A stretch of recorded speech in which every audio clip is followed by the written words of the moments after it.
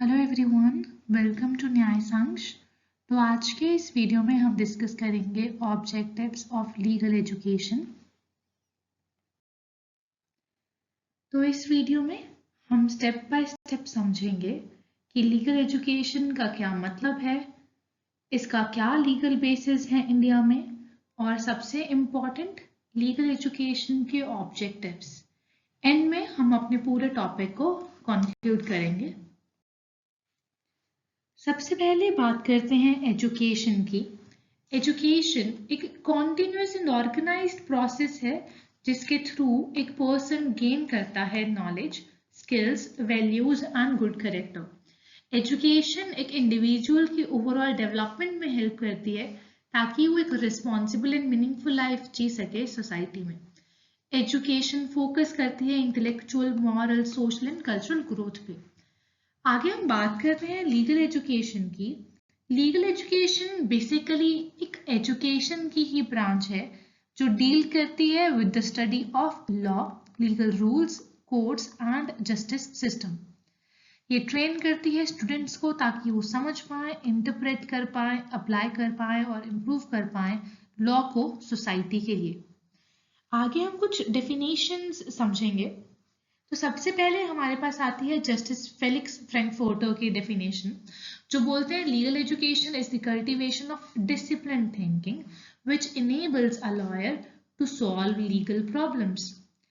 Next हमारे पास professor Julius Stone ji की डेफिनेशन है, जिनमें है कि legal education is not merely training in law but training in justice.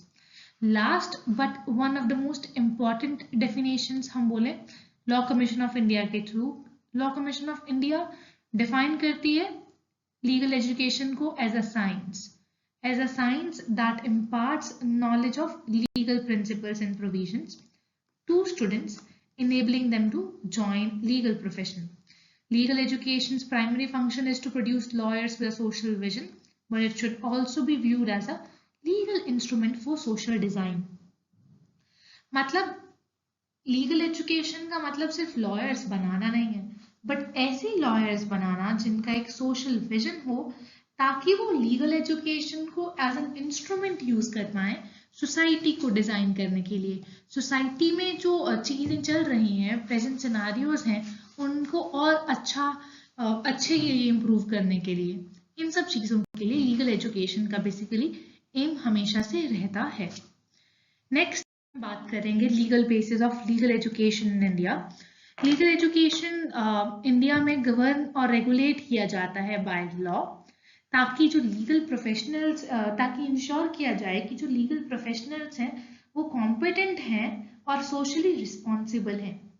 Legal basis अगर हम लोग देखें तो बेसिकली हमें उसके लिए कॉन्स्टिट्यूशनल प्रोविजंस, स्टैट्यूटरी प्रोविजंस देखनी पड़ेगी, और कौन सी हमारी लीगल एजुकेशन को रेगुलेट करने वाली अथॉरिटीज हैं या बॉडीज हैं, वो सब हम पढ़ेंगे इस वीडियो के through.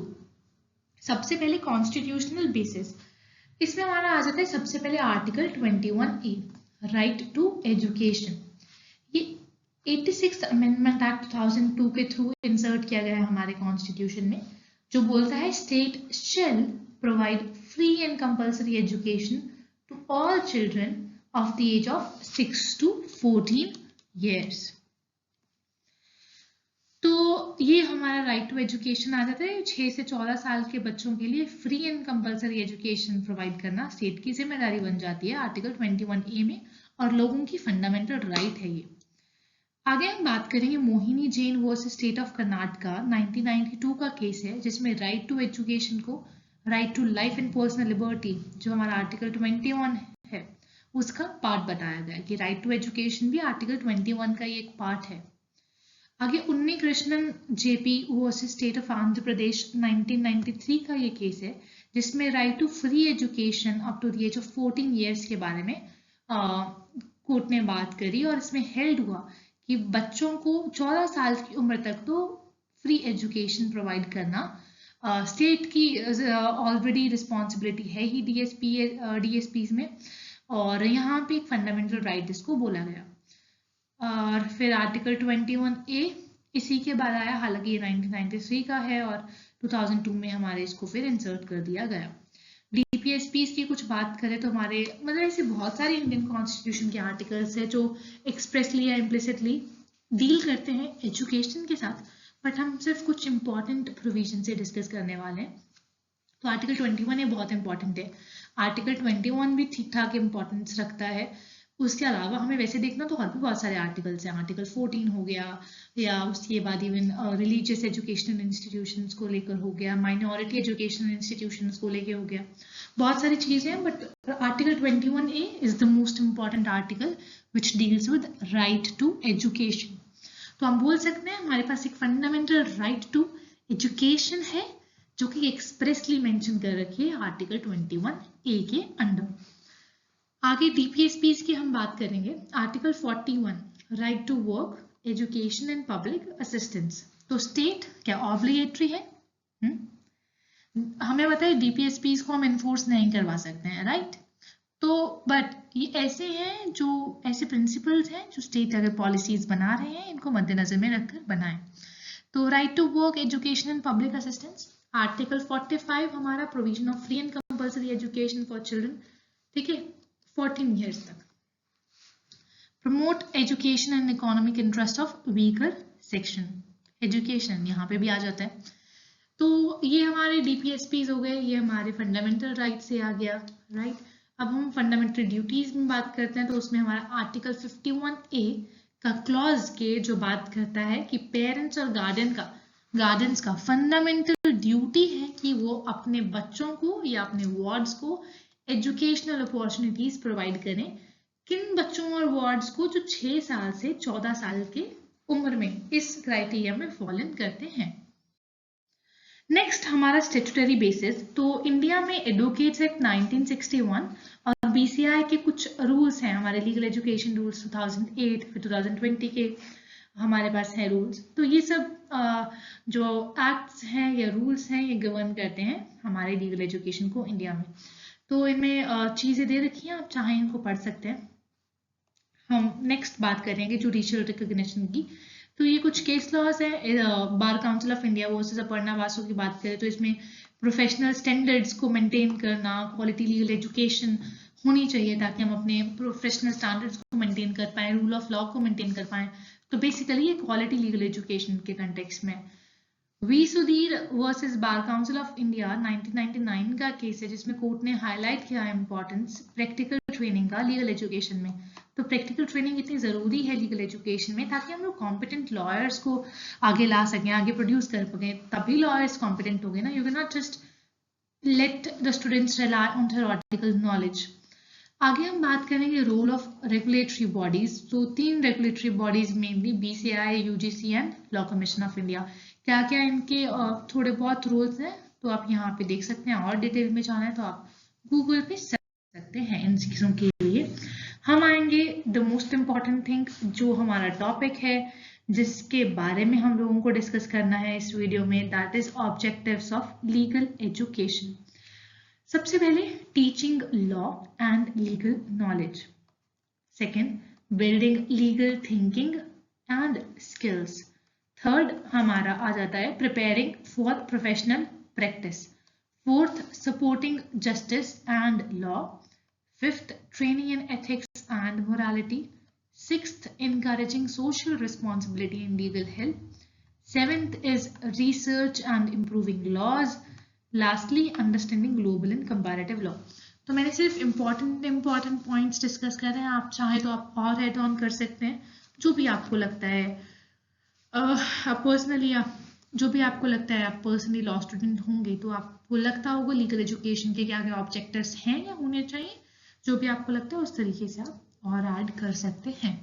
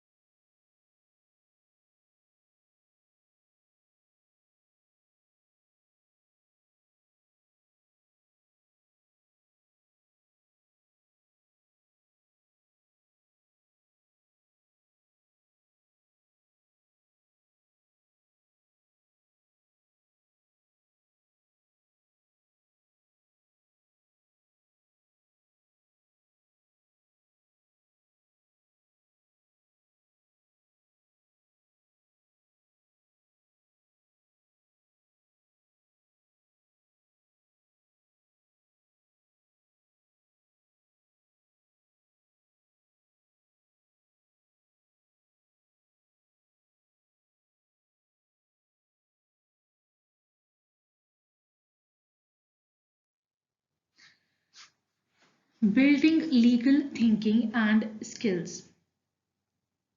Building legal thinking and skills, तो स्टूडेंट्स में क्या क्या स्किल्स होने चाहिए।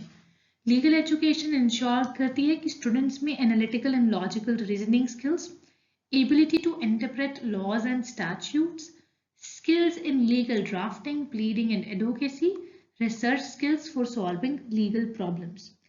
तो लीगल एजुकेशन सिर्फ याद करना नहीं सिखाती है, बल्कि लीगल थिंकिंग डेवलप करवाती है, जैसे ड्राफ्टिंग करना, pleading, research, arguments. For example, एक लीगल नोटिस ड्राफ्ट करना है या कोर्ट में आर्ग्यूमेंट्स प्रेजेंट करने हैं, इसीलिए प्रैक्टिकल ट्रेनिंग भी बहुत जरूरी है, राइट।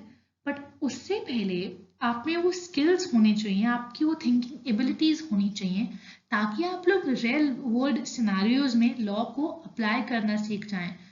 क्या गलत है, क्या सही है, आपको वो सब चीजें समझ आए।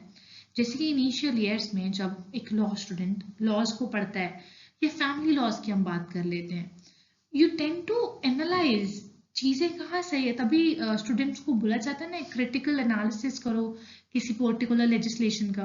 वो क्यों कहा जाता है? ताकि आपके जो एनालिटिकल स्किल्स हैं वो डेवलप हों। तो तभी आपके क्या है, लीगल थिंकिंग और जो हमारे लीगल स्किल्स हैं वो डेवलप होंगे, और तभी आप प्रैक्टिकल एस्पेक्ट में अच्छा कर पाएंगे। नेक्स्ट हम बात करते हैं प्रिपेयरिंग फॉर प्रोफेशनल प्रैक्टिस। तो जैसा कि हमने बात करी कि सबसे पहले क्या है, आपको लॉ की नॉलेज देना, दूसरा आप में थिंकिंग एबिलिटीज और रिसर्च एबिलिटीज बोलें, या लॉजिकल थिंकिंग, क्रिएटिव थिंकिंग, इन सब चीजों को डेवलप करना। मतलब आपकी जो मेंटालिटी है उसको किस तरीके से, उस तरीके से डेवलप करना ताकि आप उसको अपने फील्ड में अच्छे से यूज कर पाए। इसलिए हम बात करते हैं प्रिपेयरिंग फॉर प्रोफेशनल प्रैक्टिस। कैसे आप फिर प्रैक्टिस करेंगे, ठीक है। तो legal education prepare students for various careers such as lawyers, advocates, जजेस, corporate legal advisers, academics and research researchers, public servants. तो आप अलग अलग फील्ड्स में, आजकल तो इंटर्नशिप्स चल रही हैं, राइट। इंटर्नशिप्स में होता क्या है, आपको हर मतलब इट वेरीज दो, बट यूजुअली एक साल में एक इंटर्नशिप तो कंपल्सरी करी जाती है from your college side, right. तो उनमें क्या आपको प्रैक्टिकल एक्सपोजर मिलता है, आपको पुलिस स्टेशन में, कोर्ट्स में, रेवेन्यू ऑफिसर्स के साथ फील्ड लेवल पे भेजा जाता है, ताकि आप क्या प्रैक्टिकल एस्पेक्ट, प्रैक्टिकल चीजें सीख पाएं। कैसे आपको उन्होंने नॉलेज दे दी लॉ की, राइट। आपको नॉलेज तो दे दी, नॉलेज देने के बाद आपको ऑब्वियस है, जब आप उसको नॉलेज लेंगे, आपकी थिंकिंग एबिलिटीज थोड़ी बहुत डिसेंट लेवल पे डेवलप हो जाएंगी, आपकी स्किल्स जब थोड़े बहुत डेवलप हो जाएंगे, फिर आपको क्या, फिर आपको प्रैक्टिकल लेवल पे आपको भेजा जा रहा है, सपोज आपको ग्राउंड लेवल पे भेजा जा रहा है, ताकि आप प्रैक्टिकल एस्पेक्ट देख पाए लॉ के, कैसे लॉ को यूज किया जा रहा है, ताकि आप इन फ्यूचर अलग अलग फील्ड्स में अपना परस्यू कर सके, जो भी आपको फील्ड परस्यू करनी है। तो लीगल एजुकेशन इंश्योर करती है कि जो फ्यूचर लीगल प्रोफेशनल्स हैं वो कॉम्पिटेंट हो, राइट। फॉर एग्जाम्पल, एक लॉ ग्रेजुएट है, वो एडवोकेट बन जाता है बार एग्जाम पास करने के बाद। तो ये क्या है, ये लीगल एजुकेशन कैसे हमने समझा ना कि हमारी स्टेट्यूटरी अथॉरिटीज हैं जो इन सब चीज़ों को गवर्न करती है, बीसीआई गवर्न करती है, राइट। बीसीआई के रूल्स में है, एडवोकेट्स एक्ट में है, ये बार एग्जाम के बारे में वो सब चीज़ें। तो एक लॉ ग्रेजुएट एडवोकेट बन रहा है कब, बार एग्जाम को पास करने के बाद, AIBE जिसको हम बोलते हैं उसको पास करने के बाद। ये क्या है, these are all the object, these all are the objectives of legal education। कैसे आपको पढ़ाया जाए, कैसे आपको अच्छा और डेवलप्ड माइंडसेट दिया जाए, कैसे आप प्रैक्टिकल एस्पेक्ट में अच्छा एक्सेल कर पाए, उन सब चीज़ों के बारे में सिखाना।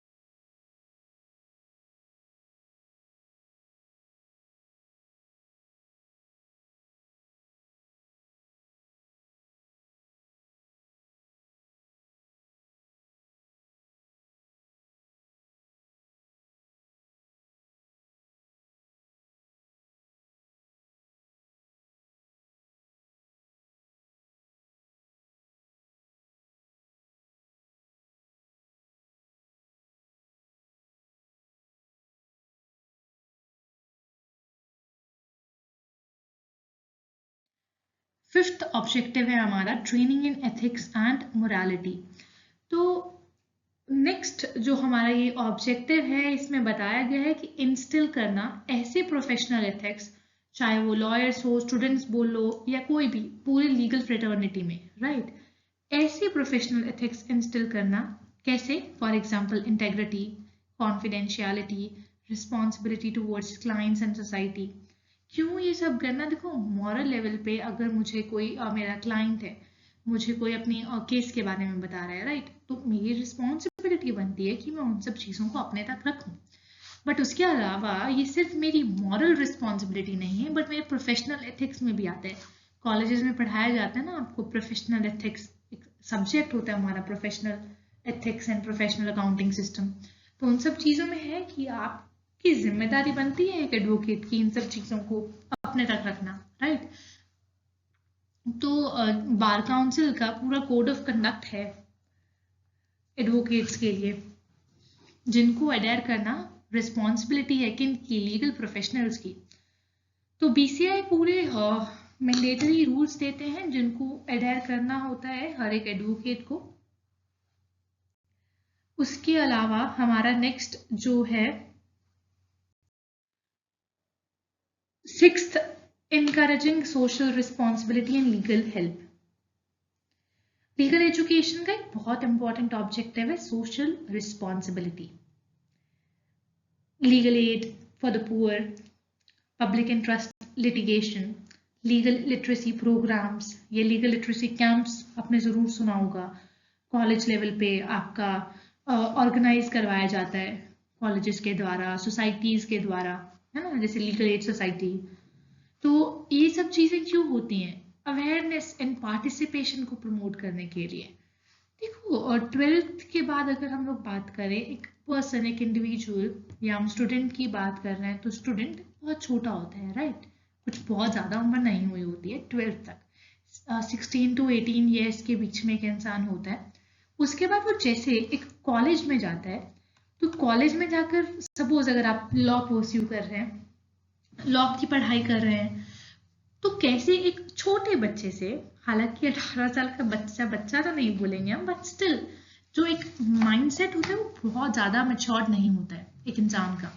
तो कॉलेज में जाएंगे, कॉलेज में कैसे वो एजुकेशन को उस तरीके से, हालांकि स्कूल लेवल में भी बहुत सारे प्रोग्राम्स या चीजें हम बोले ऑर्गेनाइज की जाती हैं, बट अगर हम लोग लीगल कंटेक्स्ट में बात करें, लॉ के कंटेक्स्ट में बात करें, तो स्कूल के बाद ठीक, अगर आप कॉलेज में आ रहे हैं, आपको पढ़ाया भी जा रहा है, आपको मतलब पढ़ाया इन द सेंस कि आपको नॉलेज दी जा रही है बेसिक, आपको बेसिक नॉलेज देने के बाद आपको आपकी थिंकिंग एबिलिटीज को बढ़ाया जा रहा है, उनको इनहेंस करा जा रहा है। आप प्रैक्टिकल एस्पेक्ट में आप कैसा काम कर रहे हैं, आप ग्राउंड लेवल पे आप कैसा काम कर रहे हैं, इन प्रैक्टिस आप कितना लेकर आ रहे हैं जैसा आप पढ़ रहे हैं, वो सब चीजें सिखाई जाती हैं। और उन्हीं सब में आता है हमारी सोशल रिस्पॉन्सिबिलिटी। तो legal aid, legal literacy, public interest litigation, ये सब अंडर प्रिविलेज्ड लोग बोल दें, poor people who are not actually aware enough कि वो अपने लिए खुद खड़े हो सकें, उनको सिखाना, उनको और अवेयर करवाना, उनके लिए काम करना, ये सब चीजें भी क्या इसमें लीगल एजुकेशन में सिखाई जाती हैं। तभी तो कॉलेजेस में आपने देखा होगा हमारी लीगल एड कमेटी होती है, तो काम किस चीज़ के लिए करते हैं? अवेयरनेस प्रोग्राम्स स्कूल्स में, कॉलेजेस में, मतलब लोग degree colleges for example, schools में अलग अलग जगह पे लीगल लिटरेसी कैंप्स ऑर्गेनाइज किए जाते हैं। क्यों? पंचायत में, क्यों? ताकि लोगों को अवेयर करा जा सके लॉ को लेकर।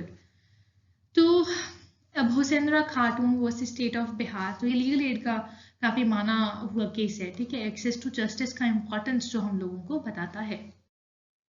Next, research and improving laws. तो लीगल एजुकेशन इनकरेज करता है रिसर्च की जाए एग्जिस्टिंग लॉज पे, critical analysis and debate, law reform and initiatives. तो लॉ स्टूडेंट्स जैसे मूट कोर्ट्स में पार्टिसिपेट करते हैं, लॉ रिफॉर्म कमेटीज होती हैं, रिसर्च कमेटीज होती हैं, ऐसे अलग अलग सेल्स, सोसाइटीज बनाती जाती हैं कॉलेज के अंतर्गत, ताकि देखो पहले ऐसा होता था कि आप पीएचडी में जाकर रिसर्च करेंगे, मास्टर्स में रिसर्च करेंगे, बट आज के टाइम पे तो जो अंडर ग्रेजुएट कोर्सेज हैं उन्हीं में रिसर्च स्किल्स, एनालिटिकल स्किल्स इतने ज़्यादा अभी चल रही है होड़ उन सब चीज़ों को इम्प्रूव करने के लिए स्टूडेंट्स में, ताकि सोसाइटी को और अच्छा किया जा सके, लॉज को और बेटर किया जा सके। किसके बेटरमेंट के लिए? सोसाइटी के बेटरमेंट के लिए। सोसाइटी में कौन आते हैं? हम सब इंडिविजुअल्स, राइट। तो लॉ कमीशन ऑफ इंडिया बहुत इंपॉर्टेंट रोल प्ले करती है लीगल रिफॉर्म्स को रिकमेंड करने के लिए इंडिया में। लास्ट जो हमारा ऑब्जेक्टिव हम आज डिस्कस करेंगे, that is understanding global and comparative law. Students को समझ आ गया अपने इंडिया में लॉ कैसा है? हम लोग पर पढ़ते हैं ना इंटरनेशनल लॉ, कंपैरेटिव लॉ भी हम पढ़ते हैं, जिसमें हम लोग mainly USA, UK, France, right, China, हर कहीं के, इसके अलावा भी हमारे पास कुछ एक और कंट्रीज होती हैं, बाकी वेरी करता है वो सिलेबस टू सिलेबस, मेनली ये है। तो इनके हम लोग क्या पढ़ते हैं? हालांकि हम पढ़ते हैं ऑस्ट्रेलिया का, जर्मनी का एंड सो ऑन, हर जगह का लॉ पढ़ा जाता है, उसको इंडिया के साथ कंपेयर किया जाता है। किस फॉर्म की गवर्नमेंट है वहाँ पे, फंडामेंटल राइट्स कैसी हैं, दे रखी हैं, लिखकर नहीं दे रखी हैं, रिस्ट्रिक्शंस है नहीं है, फंडामेंटल ड्यूटीज हैं नहीं है, क्या चीजें इन्फोर्सिएबल हैं क्या नहीं है, हर एक चीज के बारे में हम लोग पढ़ते हैं। इससे होता क्या है? इससे हमारे जो स्किल्स हैं वो और ज्यादा इनहेंस होते हैं। इंटरनेशनल लॉ हम पढ़ते हैं, पब्लिक इंटरनेशनल लॉ हो या प्राइवेट इंटरनेशनल लॉ हो, इंटरनेशनल ह्यूमैनिटेरियन लॉ हो, इंटरनेशनल रिफ्यूजी लॉ हो, दुनिया भर के लॉज बने पड़े हैं। वो सब चीजें पढ़ाई जाए बच्चों को। किसका एम है? लीगल एजुकेशन का ऑब्जेक्टिव है, ताकि इन सब चीज़ों को पढ़ के आप इंडिया के बेटरमेंट के लिए इसको कैसे यूज़ करते हैं, इंडिया के लॉज पे आप कैसे काम करते हैं, पॉलिसीज कैसे बनवाते हैं इन फ्यूचर आप जाकर, अगर आप उन पोजिशंस पे जाते हैं। तो ये सब क्या है? हमारे लीगल एजुकेशन का ऑब्जेक्टिव है। Last but not the least, हमारे पूरे इसका कंक्लूजन, तो legal education is not only about training lawyers but about strengthening democracy and the justice system. How? पढ़ाना is not only कि वो लोग आगे जाकर कमा सकें, कोर्ट में केस लड़ सकें, नहीं। इंडियन डेमोक्रेसी को, जस्टिस सिस्टम को कैसे और ज़्यादा अच्छा बनाया जा सकता है लीगल एजुकेशन से, इन सब चीज़ों के लिए लॉयर्स को ट्रेन किया जाता है। It creates knowledgeable, ethical and socially responsible individuals who respect rule of law. Judiciary has repeatedly emphasized that strong legal education is the foundation of an effective justice delivery system. तो कुल मिलाकर education का जो basic objective होता है वही legal education का है, बट इसमें मेनली हम लोग बात करते हैं लीगल एस्पेक्ट से, कि ठीक है लीगल एजुकेशन का क्या है, rules, policies, legal thinking skills, legal aid and what not. But overall जो हम बात करें, ये सबसे इम्पॉर्टेंट यहाँ पे है कि स्ट्रेंथन करना डेमोक्रेसी को और जुडिशियल सिस्टम को, जस्टिस सिस्टम को। So that's it for today's video. Thank you so much and stay tuned for